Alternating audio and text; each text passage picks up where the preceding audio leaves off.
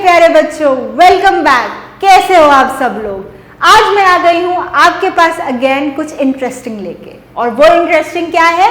मैं आपके साथ लेकर आई हूँ आपकी क्लास 8 की सोशल साइंस की ज्योग्राफी की टेक्स्ट बुक का चैप्टर नंबर 4 जो कि है industries.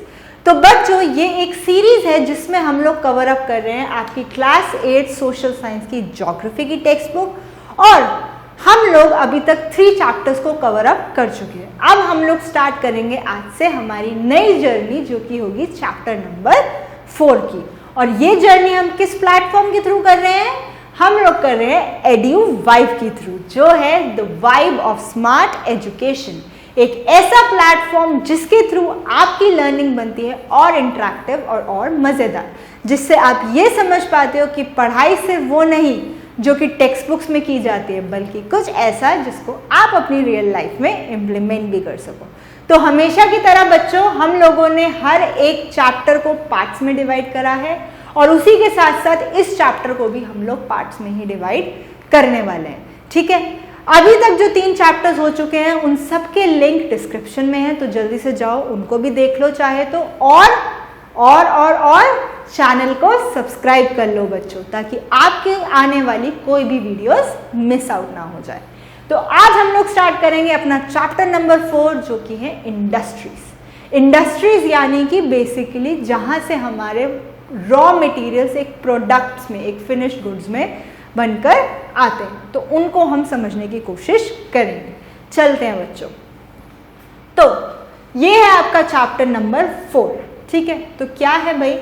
Have you ever given a thought to the fact that the notebook you use for writing has come to you after a long process of manufacturing? तो आप लोगों ने कभी सोचा है कि जो नोटबुक्स या जो बुक्स आप लोगों के पास हैं वो एक्चुअल में कितने टाइम के बाद आप पास आई हैं? कितना कुछ उनको लगा, क्या क्या हुआ, क्या वो मैन्युफैक्चर हुई हैं कि वो आप तक पहुंचती हैं?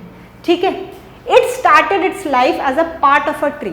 तो वो नोटबुक अभी जो आप लोगों के हाथ में, वो एक्चुअल में एक ट्री थी पहले। ठीक है, फिर क्या हुआ? उस ट्री को हमने काटा, उससे पल्प को निकाला और पल्प को कहाँ बोला? मिल में भेज दिया। There the wood of the tree was process and converted into wood pulp. तो वहां पर जब हमने उसे इंडस्ट्रीज में भेजा, उस मिल में भेजा, वहां पर हमने उसको प्रोसेस किया, उससे वुड पल्प निकाला, फिर उस वुड पल्प को केमिकल्स के साथ मिक्स करा और फाइनली जाके वो पेपर बना जिससे आपकी नोटबुक्स जाकर बनी। ठीक है, तो बच्चों, आपने कभी ऐसा सोचा है कि जो आपको नोटबुक आप लोगों के हाथ में है वो एक्चुअल में बनी कैसे? कैसे वो आई? आपको तो सिर्फ आपने गए, आप स्टेशनरी शॉप से वो नोटबुक लेकर आ गए, बट वो नोटबुक कहाँ से स्टार्ट हुई? वो स्टार्ट हुई एक ट्री से। पहले ये नोटबुक एक ट्री थी और इस ट्री से आपको वो नोटबुक मिली जिस पे आप अपना काम करते हो। तो क्या हुआ कि पहले एक ट्री था, उस ट्री को हमने कट किया और जो कट करने के बाद वुड थी उसको हमने कहाँ भेज दिया? पल्प मिल में। पल्प मिल वो जगह थी जहाँ पर ये प्रोसेस होगा। ठीक है, वहाँ पर जो वुड थी ट्री की उसको प्रोसेस किया और उससे क्या बनाया? Wood pulp. ठीक है, फिर जो वुड पल्प था उसको मिक्स करा केमिकल्स के साथ और उससे क्या बन गया? पेपर, मशीन्स के थ्रू। और जब ये पेपर बन गया तो ये प्रेस में गया जहाँ पे इंक से इसमें लाइंस बनाई गई। ठीक है, जो लाइंस आपको आपके पेजेस में दिखती हैं वो लाइंस बना गई और the pages were then bound in the form of a notebook, packed and sent to the market for sale. और फिर उन पेजेस को हमने एक साथ जोड़ा, एक नोटबुक बनाई, फिर वो नोटबुक को मार्केट में भेज दिया सेल करने के लिए। तो इस तरीके से वो चीज आपके हैंड्स में पहुंची। यानी कि आप ये देख सकते हो कि कैसे एक नोटबुक बेसिकली बनती है। ठीक है, तो अब जो है हमें इंडस्ट्रीज को समझने के लिए पहले क्या समझना पड़ेगा कि सेकेंडरी एक्टिविटीज क्या होती हैं। कुछ हमने एग्रीकल्चर चैप्टर में बच्चों पढ़ा भी था सेकेंडरी एक्टिविटीज के बारे में, बट थोड़ा सा और उसे समझने की कोशिश करते हैं कि सेकेंडरी एक्टिविटीज मैन्युफैक्चरिंग एक्टिविटीज होती हैं। वो एक्टिविटीज जिसमें जो हमारे पास रॉ मटेरियल है, नेचुरल रिसोर्सेज से मिला हुआ, उसको हम प्रोसेस करते हैं ताकि फिनिश्ड गुड बन सके, एक मोर वैल्यूएबल आइटम हमारे पास बन सके। कि जो वुड जो हमें प्राइमरी एक्टिविटी से मिली थी उसको हमने पल्प बनाकर पेपर बनाया और उसको हमने यूज करा, ठीक है। These represented the 2 stages of manufacturing process. तो मैन्युफैक्चरिंग प्रोसेस के 2 थे इसमें स्टेजेस। पहला क्या था कि पल्प को बनाना और पल्प से पेपर बनाना, फिर पेपर से उसको बाइंड करके नोटबुक बनाना, ठीक है। The paper made from pulp and the cloth made from cotton have had value added to them at each stage of the manufacturing process. जब मैन्युफैक्चरिंग होती है तो हर एक स्टेज पर उसमें कुछ ना कुछ एडिशन, कोई ना कोई वैल्यू ऐड होती है, ठीक है। कि पहले वो ऐसा दिखता था, फिर उसे और मैन्युफैक्चर करा तो वो और बेटर हुआ, फिर और मैन्युफैक्चर करा तो और बेटर हुआ। तो इसी तरीके से हमें फिनिश प्रोडक्ट मिलते हैं जिसमें और value time to time add होती है, यूटिलिटी बढ़ती जाती है, उसका काम करने के प्रोसेसेस को हम बढ़ाते जाते हैं। तो उसी से आपका आता है वर्ड इंडस्ट्री। इंडस्ट्री बेसिकली वो इकोनॉमिक एक्टिविटी है जो कि कंसर्न है production of goods, extraction of minerals और प्रोविजन ऑफ सर्विसेज। तो इंडस्ट्री वो इकोनॉमिक एक्टिविटी है, वो पैसे कमाने के तरीके हैं जिसके अंदर हम गुड्स को प्रोड्यूस करते हैं, मिनरल्स को निकालते हैं और सर्विसेज भी प्रोवाइड करते हैं। तो ये तीनों काम, गुड्स को मैन्युफैक्चर करना, मिनरल्स को निकालना और साथ ही साथ सर्विसेज को प्रोवाइड करना, इंडस्ट्रीज में ही आती हैं। जैसे कि आयरन और स्टील इंडस्ट्री क्या है, गुड्स को प्रोड्यूस करती हैं, ये प्रोडक्शन इंडस्ट्रीज हैं, ठीक है। कोल माइनिंग क्या है, एक्सट्रैक्शन इंडस्ट्रीज है क्योंकि ये मिनरल्स को निकालती हैं। और टूरिज्म क्या है, सर्विस इंडस्ट्रीज है क्योंकि ये सर्विस को प्रोवाइड करती हैं। तो इंडस्ट्रीज बेसिकली 3 काम करती हैं, गुड्स को मैन्युफैक्चर करना, मिनरल्स को एक्सट्रैक्ट करना और प्लस क्या, सर्विसेज को प्रोवाइड करना, ठीक है। चलो आगे चलते हैं। तो इंडस्ट्रीज का अगर हम क्लासिफाई करें तो ये क्लासिफाई होती हैं 3 टाइप में। वो 3 टाइप क्या हैं, on the basis of raw material, size और ओनरशिप, यानी किस तरीके का रॉ मटेरियल है, क्या साइज है और क्या ओनरशिप है। पहले हम बात करते हैं रॉ मटेरियल्स पे। तो रॉ मटेरियल्स की अगर हम बात करें तो बेसिकली 4 टाइप्स ऑफ इंडस्ट्रीज निकल कर आती हैं, agro based, mineral based, marine based और फॉरेस्ट बेस्ड। ये रॉ मटेरियल के टाइप्स हैं। कौन कौन से? 4 हैं, एग्रो, मैरीन, मिनरल और फॉरेस्ट। तो सबसे पहले आते हैं एग्रो बेस्ड। एग्रो का मतलब ही होता है एग्रीकल्चर बेस्ड, वो इंडस्ट्रीज जो कि प्लांट और एनिमल बेस्ड प्रोडक्ट्स को यूज करती है अपना रॉ मटेरियल, यानी कि जिसमें हम प्लांट्स और एनिमल बेस्ड प्रोडक्ट्स को रॉ मटेरियल से फिनिश गुड्स बनाते हैं, वो एग्रो बेस्ड इंडस्ट्रीज होती हैं। जैसे कि food processing, vegetable oil, cotton, textile, dairy product, leather industries, इन सब में प्लांट्स और एनिमल्स के गुड्स रॉ मटेरियल्स होते हैं, तो इसलिए ये एग्रो बेस्ड इंडस्ट्रीज है। फिर है mineral based industries. Mineral based industries में रॉ मटेरियल क्या होगा भाई? मिनरल ओर्स, जो भी हमें मिनरल्स मिल रहे हैं वो हमारे रॉ मटेरियल होंगे, ठीक है। तो जो प्रोडक्ट आता है इस इंडस्ट्रीज का वो दूसरी इंडस्ट्रीज को फीड करता है। जैसे कि आयरन बेस्ड इंडस्ट्री वो मिनरल बेस्ड इंडस्ट्री होगी, ठीक है। आयरन ओर से जब हम आयरन को निकालते हैं वो मिनरल बेस्ड इंडस्ट्री है, और फिर उस आयरन को हम लोग और इंडस्ट्रीज को भी देते हैं ताकि वो और मैन्युफैक्चर्ड गुड्स को बना पाए। तो ये एक तरीके से वो इंडस्ट्री है जो कि दूसरी इंडस्ट्रीज को भी हेल्प करती है, ठीक है। ये जो है ये रॉ मटेरियल को यूज करती है as for the manufacture of number of other products, ठीक है। तो जो मशीनरी हो गई या कुछ हो गई, ये सब इसी इंडस्ट्री से निकल कर आते हैं। रेलवे कोचेस, यानी जितना भी मिनरल से आगे बनने वाला सामान है, आयरन से बनने वाला सामान है, ये बेसिकली उससे एक्सट्रैक्ट करके देती हैं, फिर और इंडस्ट्रीज उसको बनाती है बच्चों। फिर है marine based industries. Marine based industries क्या है? मैरीन का नाम सुनते ही सबसे पहली पिक्चर जो आती है दिमाग में ना, वो आती है सी और ओशंस की।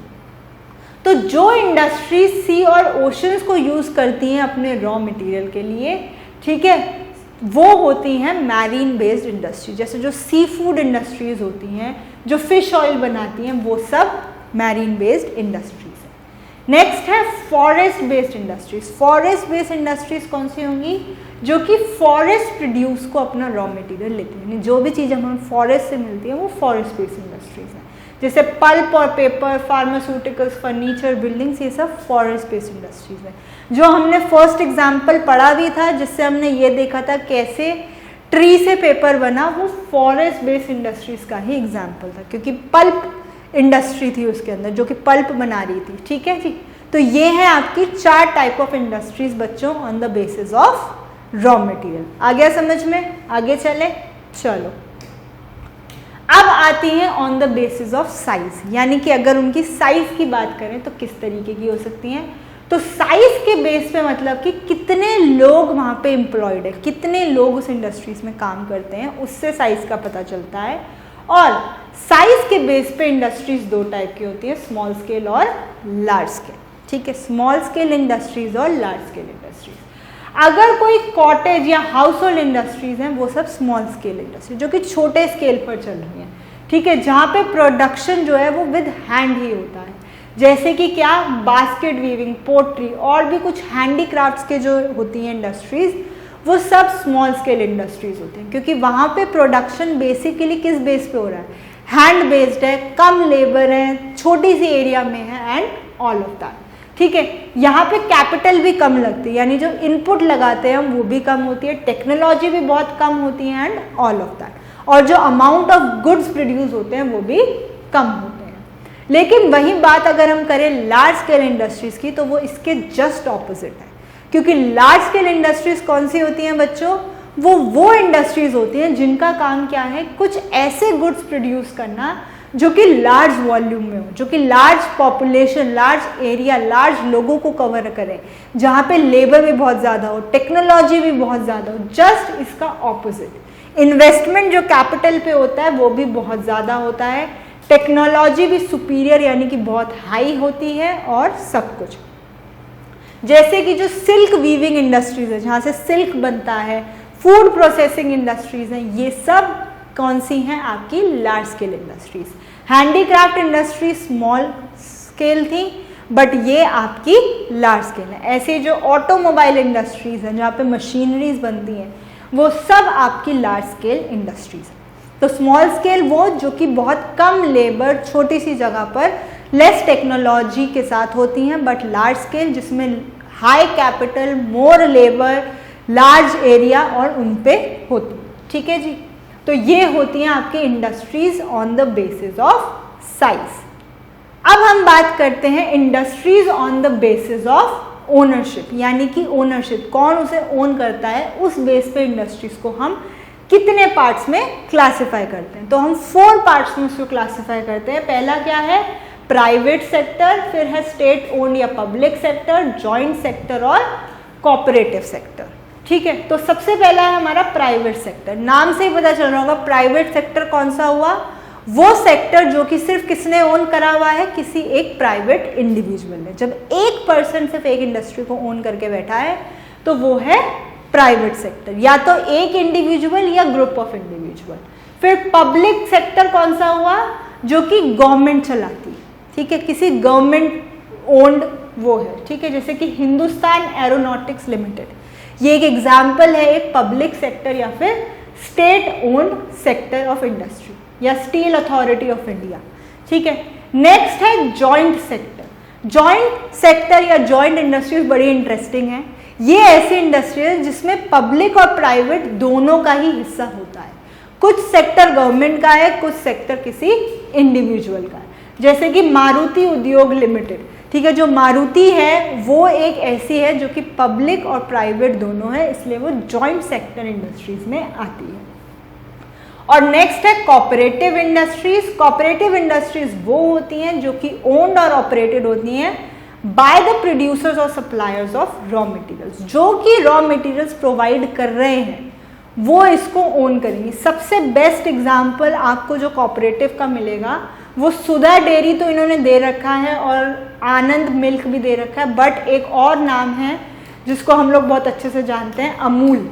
Amul is a cooperative sector industry जो कि ओन करता है उनके सप्लायर्स जो कि रॉ मटेरियल्स को प्रोवाइड करते हैं, जो वहाँ के वर्कर्स होते हैं। बेसिकली इसमें शेयर होल्डिंग के बेस पर ये चलती है। तो ये हो गई आपकी 4 types of industries on the basis of ownership. तो एक तरीके से हमने टाइप्स ऑफ इंडस्ट्री समझी रॉ मटेरियल के बेस पर, साइज के बेस पर और ओनरशिप के बेस पर। रॉ मटेरियल के बेस पर 4 टाइप्स ऑफ इंडस्ट्रीज निकल कर आई, agro based, mineral based, marine based और फॉरेस्ट बेस्ड। उसके बाद जब हम साइज पर गए तो 2 टाइप की इंडस्ट्रीज आई, स्मॉल स्केल और लार्ज स्केल।